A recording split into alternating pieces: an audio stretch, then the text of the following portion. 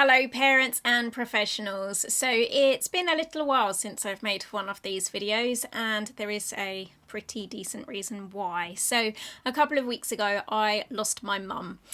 She, if you didn't already know, I'm sure I've mentioned it in other videos and so on, had a rare brain disease called behavioural variant frontal temporal dementia, which is an early onset dementia.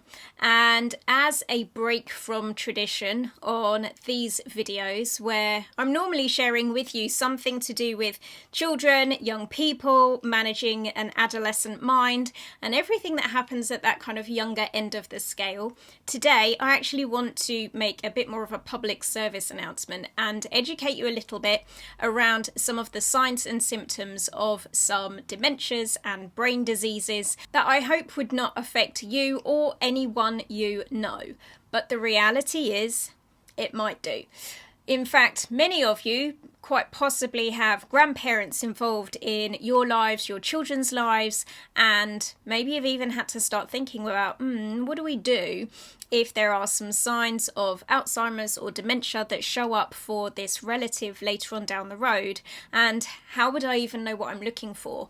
Now, in all honesty, it would be a very, very long video if I were to share with you all of the experience and knowledge that I have gleaned from going through the last 7 years with my mum. So my mum was diagnosed about 5 years ago, but it was around 7 years ago that I started to really notice that something was happening.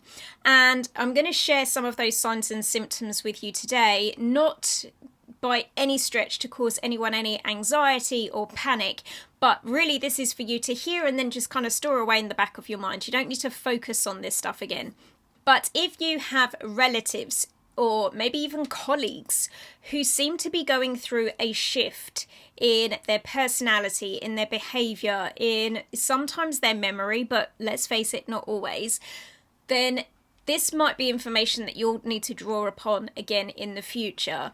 And it might be because you want to direct them towards getting something explored a little more deeply, or it might even be that you are coming at the conversation with a little bit more certainty about what is going on for this friend or relative of yours.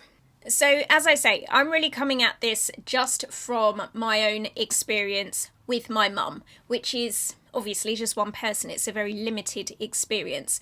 But the reason why I think her particular case is so interesting to share with you is because it didn't follow the route of traditional dementia.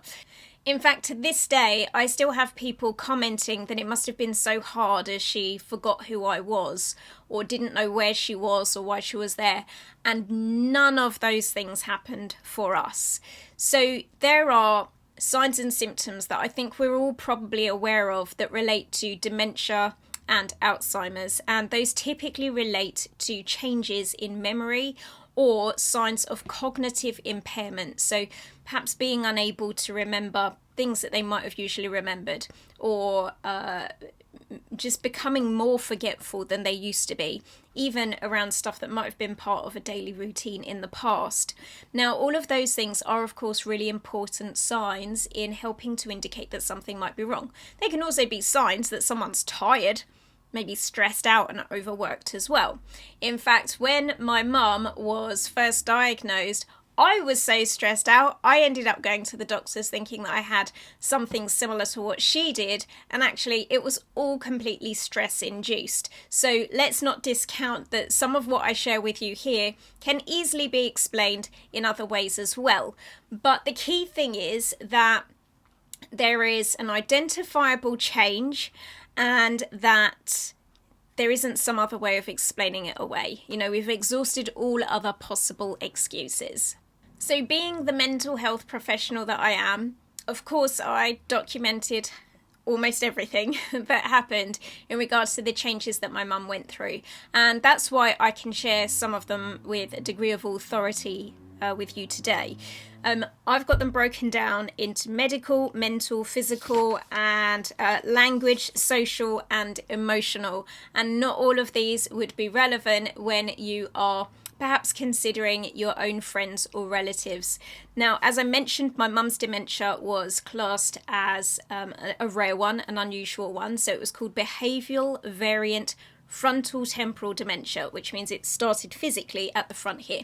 And with her particular dementia, it's also one that's known as an early onset dementia. So we're talking below the age of 65. In fact, at the point that my mum got diagnosed, she had literally just retired from her job. But I think some of the symptoms had probably been there for a couple of years already. So it quite possibly started when she was around the age of 57, maybe 58.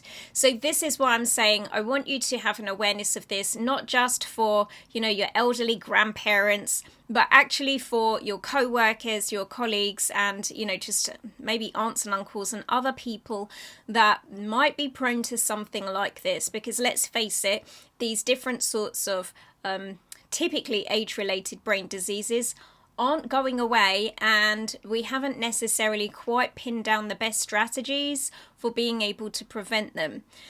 Now, in terms of strategies to prevent them and safeguards that you can put in place, I can do a whole other video on that. But obviously, this isn't what you've come to this channel for. You're looking to hear about the younger end of the scale rather than the older end of the scale. So I am treating this as a one-off, unless you maybe get in touch with me to say that, actually you're quite interested in hearing more about content like this.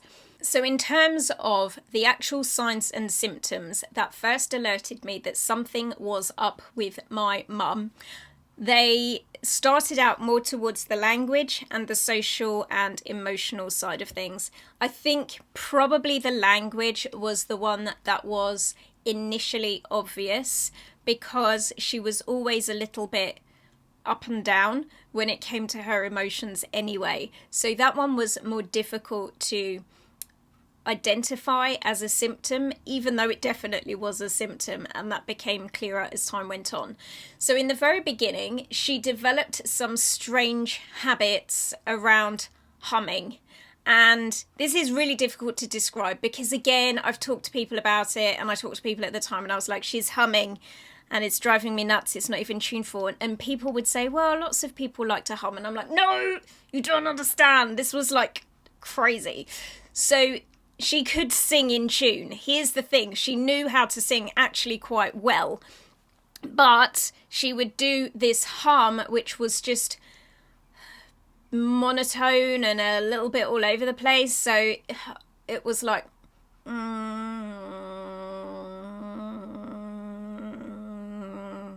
like there's no tune to that, is there? So that was one of the first things, and actually that got flagged up while she was still working because it started to drive some of her co-workers crazy. And when you asked her why she was doing it, she wouldn't know. The other one that she developed was kind of clicking her tongue against her teeth, like that. And again, it just seemed to be a strange habit that developed. She knew that she was doing it if you highlighted it to her, but she couldn't explain why she was doing it. Some of her social skills were diminishing, and at times her responses were quite parrot-like. In fact, I remember one time we were sitting in her car and she'd picked up almost like a business card from the doctors or clinic, and it said something about always eating your 5 fruit and veg a day. And I picked it up and said, oh, I think they're saying that now you have to eat 7 fruit and veg a day. And then I put it back down again. And she responded by saying, that's interesting.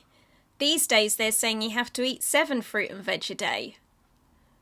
And I said, I literally just said that. Why are you saying it again? And again, she knew that she'd done it. And she went, oh, that's strange. Why did I say it again? And I was like, I don't know. Why did you say it again?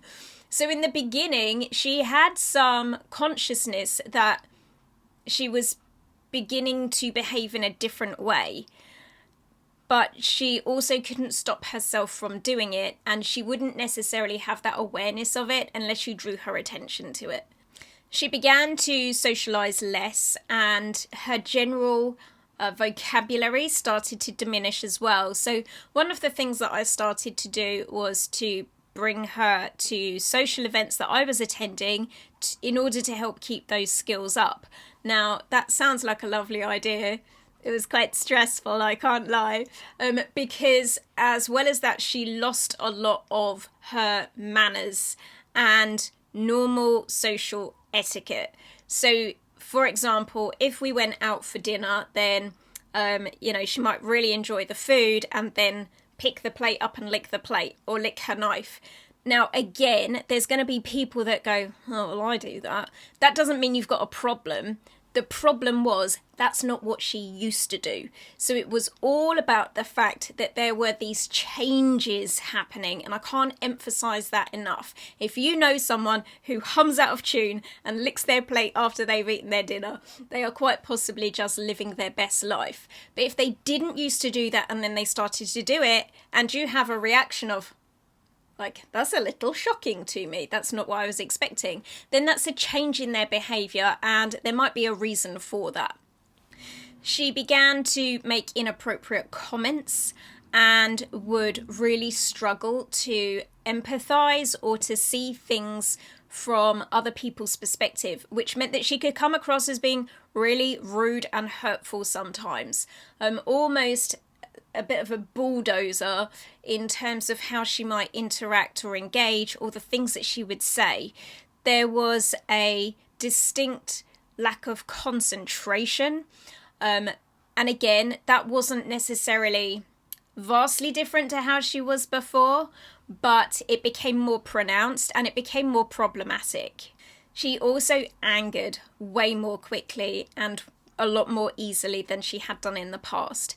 Again, in the past, anger had been a feature, but now it was on a whole new level, and her blame game had really ramped up, and that was a definite change.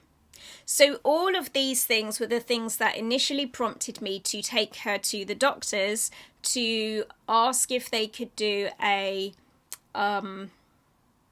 test around dementia, which they did.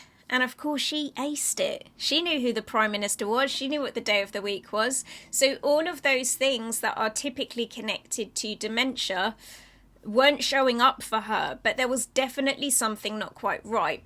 To cut a very long story short, she ended up having a CT scan, which was not the right kind of scan, but was the best that we could do given the circumstances. And the CT scan revealed that there were some spaces that had appeared in her brain that should not have been there. And this was the very first thing that actually got us onto the right track with regards to seeing and speaking to a neurologist, who was then able to direct us to the Royal Free Hospital in London. From that point, and this was maybe 2 years in that we eventually got in front of the right kind of person, there were quite a few more symptoms that were showing up. So I'm just going to run through the list that I have here because it started stacking up, and the trajectory of this particular disease in her case was that it moved really quickly. For frontotemporal dementia, the lifespan or life expectancy after diagnosis is typically anywhere between 3 and 15 years.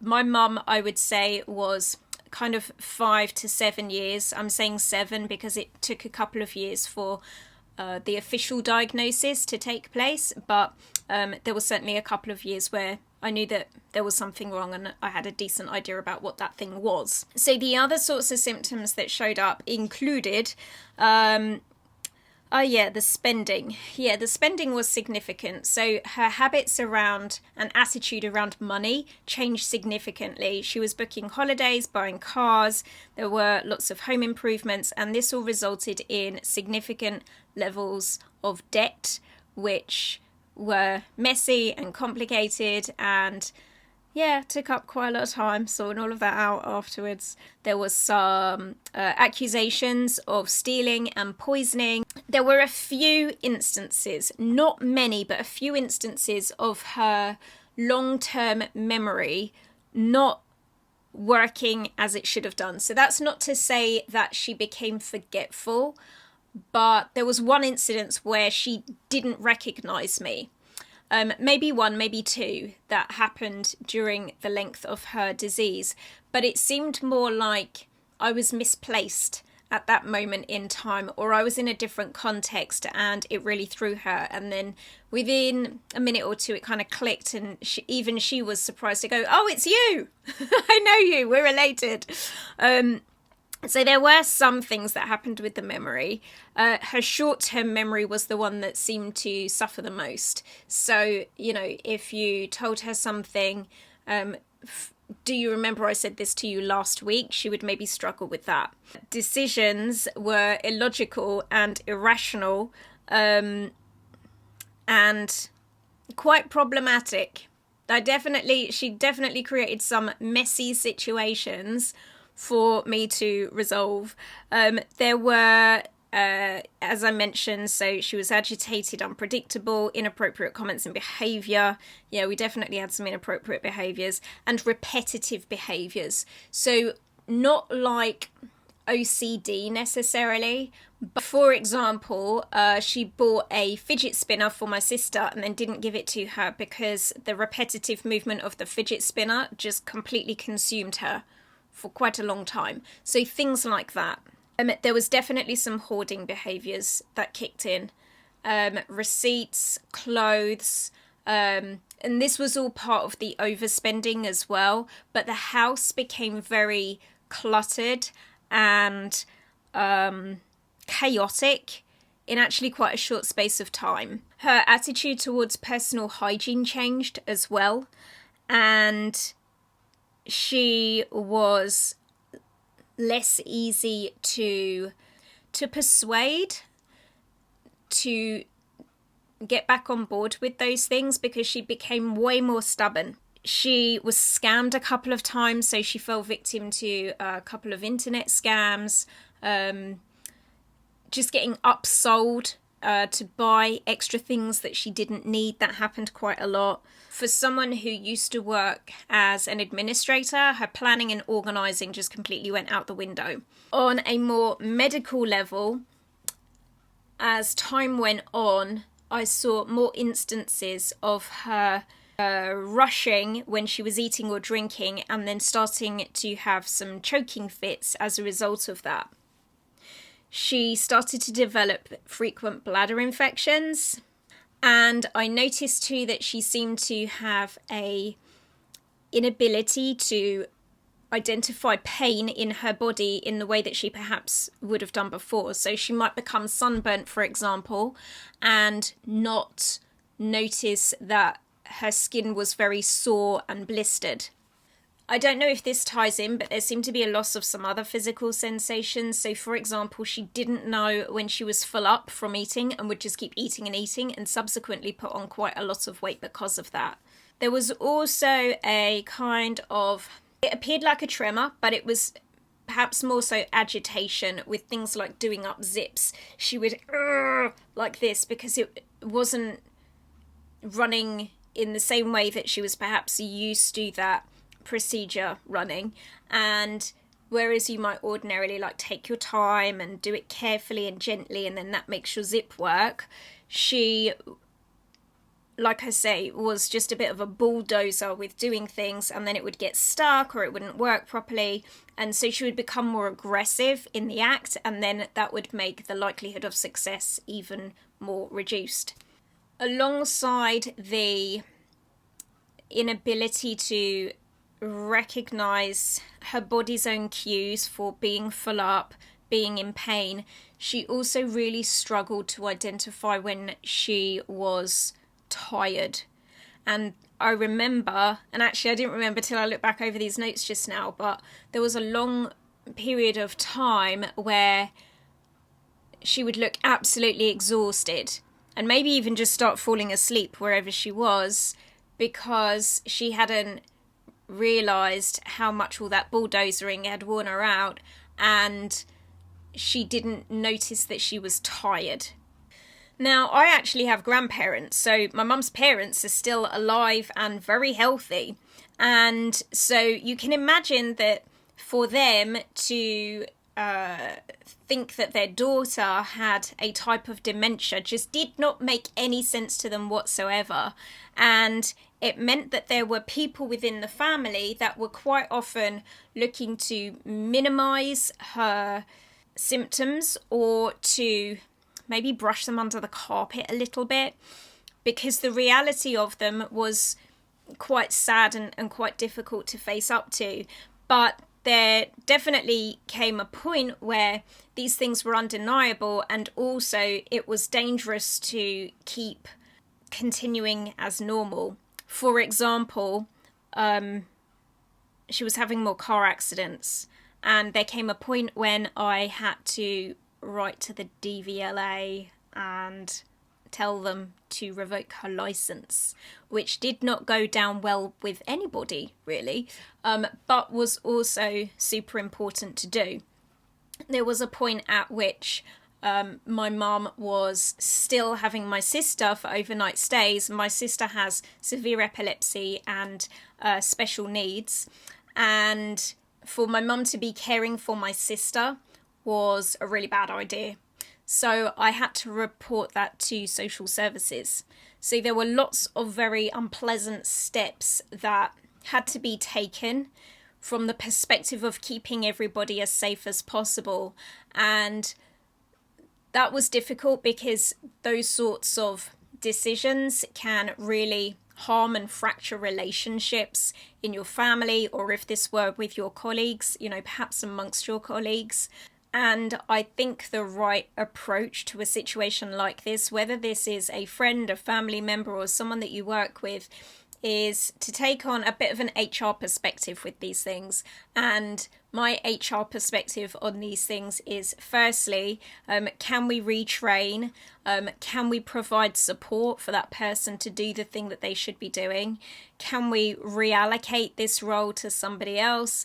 And then we have to think about taking that role away from them completely. And that was more or less how I managed the situation with my mum. So in the beginning, it was a case of, can she keep doing the things that she's enjoyed doing, but with some extra steps for her to follow to help train her to do these things with the diminishing skill set that she has available. Then it was a case of, okay, that's not working. Is there a way for her to continue doing these things that she likes to do, but with some extra support in place? And then eventually, as it happened, the disease progressed to a point where it became untenable for her to continue doing many of the things that she used to once enjoy.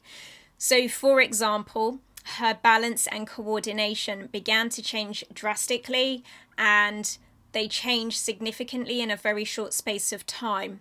So she began falling over more and suffering some quite severe injuries as a result of doing that, some of which included broken bones, bangs on the head, and overall a real loss of spatial awareness and just how she physically showed up in an environment, in the physical space that was around her. There was also changes at this stage with her conduct of her facial expressions. They just seemed to disappear. So it became very difficult to deny that something strange was happening at this point in time, because you don't realize how much significance you give things like the different ways in which even my face is moving whilst I'm talking to you on video right now, even though I'm not actually face-to-face interacting with you.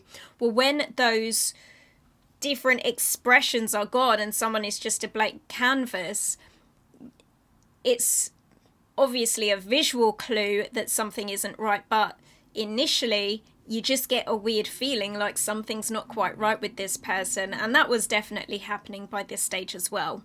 There were other things that tied in with the falls and overall spatial awareness. Was a complete loss of coordination, so not being able to do things in the right order and sequence, and then things like handwriting and some of those more basic skills really started to slip, and things continued to really decline from there.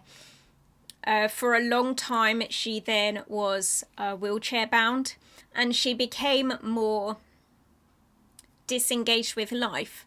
One blessing I would say with this particular disease, or at least how it manifested itself in my mum, was that she wasn't all that fussed about any of this stuff happening. There was very little distress for her.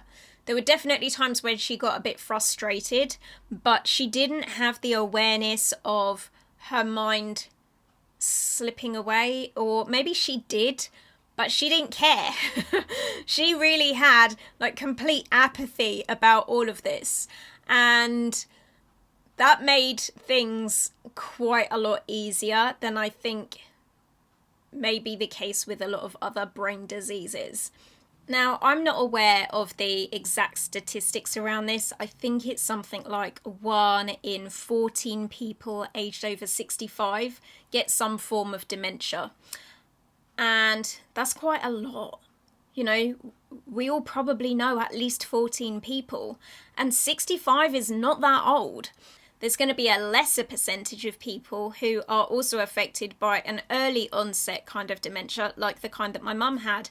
And if they are older, then there's an even greater risk and chance of some kind of brain disease developing for that person. So if you have children and young people who are spending time, particularly with grandparents, just know the symptoms here. Know what you're looking out for. Remember, the key thing is, have they changed? Is it different to how they were before? Some of this stuff in the beginning looks like mental health problems. You know, someone could have looked at my mum and said, maybe she's just a bit depressed because she retired. In fact, someone did look at my mum and said that she was just eccentric and it was nothing to worry about. But if this is someone that you know really well, you'll know. Like, trust me, you're going to know when something's a bit off. And it's really important that you safeguard them, you safeguard yourself, you safeguard the children that they might be caring for by ensuring that you know what steps to take. So, here are the steps to take. Firstly, document everything. Write down what you think you're seeing, because later, you providing a history of what changes you have identified and noticed might be really important and useful. In fact, one of the things that I can come out of this whole experience and say that I'm really pleased about is that I hounded the hell out of the various neurologists that we worked with. Like, they were receiving 3 double-sided A4 pages from me saying, here's an update.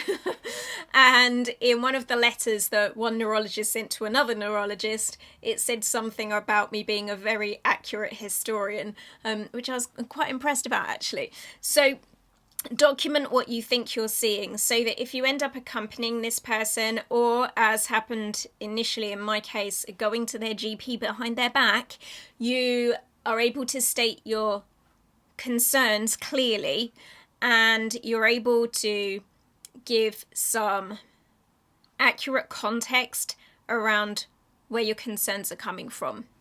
And then follow those steps that I mentioned. You know, they're almost kind of HR process. We don't need to be shipping people off into a care home just because they've maybe locked themselves out once. But what we might want to do is stick a sign up on the front door saying, have you got your keys? You know, my mum's house ended up with laminated, like bold printed sheets all over the place that we made up in my office to remind her to switch off the oven, pick up her keys, lock the front door at night, switch the lights off, so that she was able to continue to live independently for as long as possible. You also have to get realistic about when those sorts of low-level areas of support just aren't working anymore, and you maybe have to step it up a notch and put some other more serious safeguards in place around that person. Like, get help. Speak to their GP, and if their GP doesn't seem to take things as seriously as you might like them to, speak to another GP. I refused to leave the office of a psychiatrist who had told me that she was absolutely fine. Like, I literally refused to leave their office until they agreed to a CT scan. Well, actually, I wanted an MRI. The CT was the compromise for them to get me out of the room.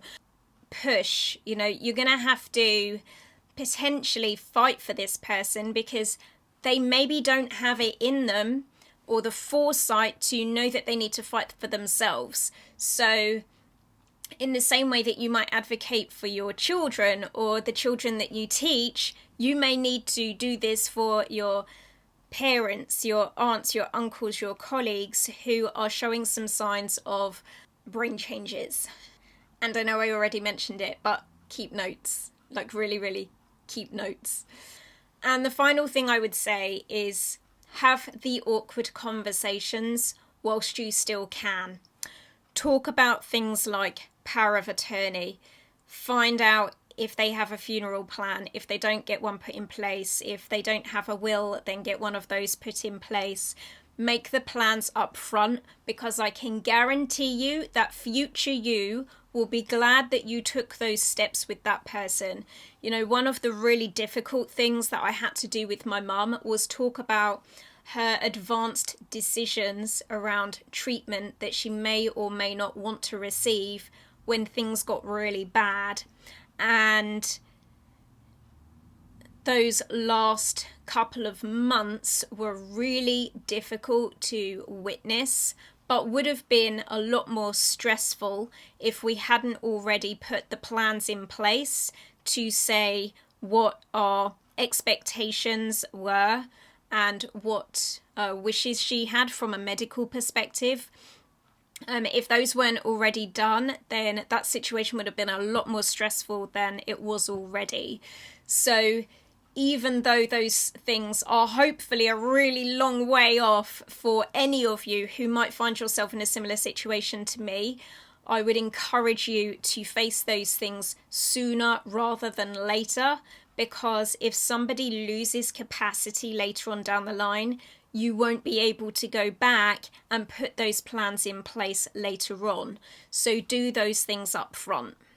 And finally, thank you all so much for watching. I have a final request for you, which is that if you are in any way affected by someone in your own life, or just what I've shared with you today around brain disease and rare brain diseases, then I would like to encourage you to make a donation to the Rare Brain Support Fund, which helps to manage a couple of different charities, both providing support to families and relatives who have a member of their family with a brain disease, but also really importantly on the research side, so that hopefully in future there might be some better safeguards that we can put in place to help people avoid these sorts of diseases, but also to provide better treatment for them. So if you are interested in making a donation to the Rare Brain Disease Fund, then I'm going to include a link to that with this video. Please go and check out what they do. You can also read the page about my mum there, and you know, the work that no. You'll also no, don't. You'll also be able to read some of the lighter side of my mum's story there too, and anything else. Yeah, the final thing is, I'm glad to be back at work. So it may not seem like it to you, but I've had probably about 3 or 4 weeks of really being quite out of the loop. So I'm looking forward to getting my teeth back into work and bringing more useful content to you in the future. That being said, I hope that there is something of value in the video that I've shared with you today. And if indeed there was, then please go ahead and give this video a thumbs up. Make sure you subscribe to the channel by clicking the red subscribe button. And I will see you all again in my next video.